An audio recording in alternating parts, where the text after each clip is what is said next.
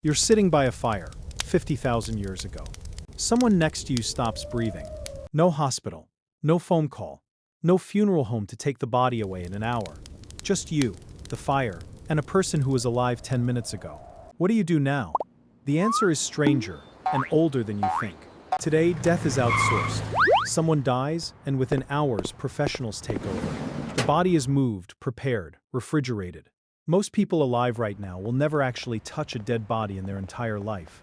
So it's easy to assume early humans just dealt with it. Dug a hole, moved on. Survival mode, right?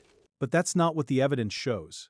Because long before writing, before agriculture, before permanent homes, humans were already doing something with their dead that had nothing to do with survival at all. Let's go back roughly 100,000 years, to a cave in what's now Israel, Kafze Cave. Archaeologists found human remains deliberately arranged, with red ochre pigment and deer antlers placed near the body. Not tossed aside, positioned.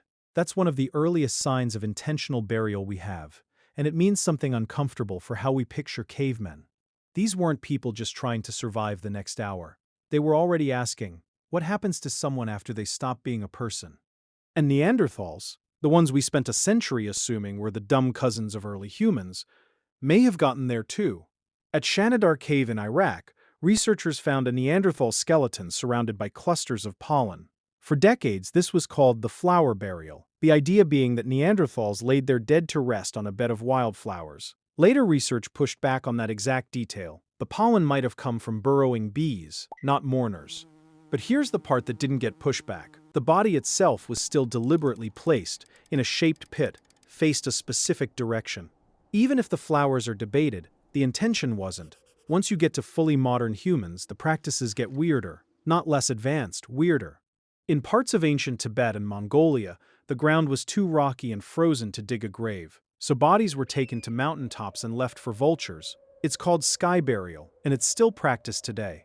To outsiders, it sounds brutal. To the people who practice it, it's the opposite. It's generosity. The body feeds other life. Nothing is wasted. The soul, they believe, has already left. What's left behind is just matter, and matter should be useful. In ancient China and parts of prehistoric Europe, archaeologists have found something called second burial. The body would be buried first, left to decompose for months or even years, and then dug back up.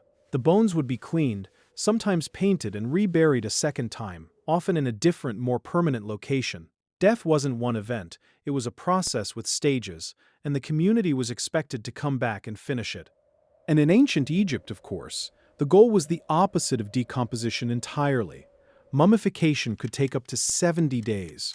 Organs were removed and stored separately, except the heart, which Egyptians believed held a person's memory and personality, so it stayed inside the body for the afterlife. The brain, on the other hand, was considered useless and pulled out through the nose with a hook. Here's the pattern underneath all of it.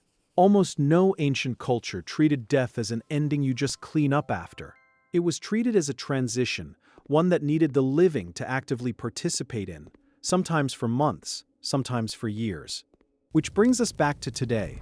We like to think our death rituals, funerals, headstones, a moment of silence, are separate from primitive practices.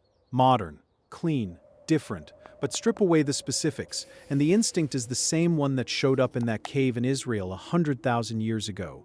We don't just want a body gone. We want a mark that someone existed. We want a ritual, a pause, a reason to gather. Even the Victorian era, not exactly known for being ancient, had mourners wear jewelry woven from the hair of the person who died, worn for years afterward. Not because it was practical, because letting go all at once has never come naturally to us, not for 100,000 years. So the next time you see flowers at a funeral, or a moment of silence at a memorial, remember, that instinct isn't a modern invention. It's one of the oldest things humans have ever done. We've always needed a way to say, this person mattered. We just keep finding new ways to say it, expected to come back and finish it.